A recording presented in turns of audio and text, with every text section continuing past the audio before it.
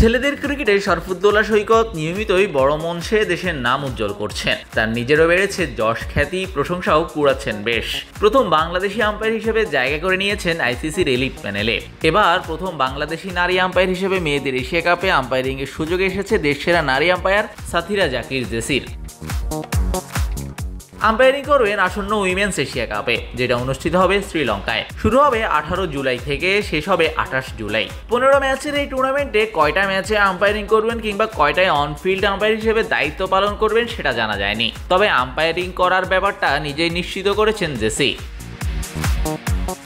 আলহামদুলিল্লাহ, স্বপ্ন সত্যি হলো। নতুন mission women's Asia cup 2024 Sri Lanka.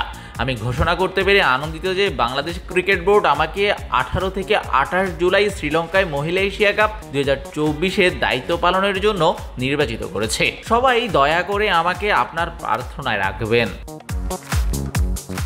বাংলাদেশের হয়ে 2 ওয়ানডে আর 1 টি-20 খেলা জেসি এখন পর্যন্ত আন্তর্জাতিক টি-20 ম্যাচে আম্পায়ারিং করা ম্যাচ সংখ্যা 13টা, যার 10টা অনফিল্ড আম্পায়ার হিসেবে আর 3টা টিভি আম্পায়ার হিসেবে। নিয়মিতই আম্পায়ারিং করছেন দেশের ঘরোয়া ক্রিকেটের বড় বড় ম্যাচগুলোতেও। শাহরিয়ার শাওন, স্পোর্টস বাংলা।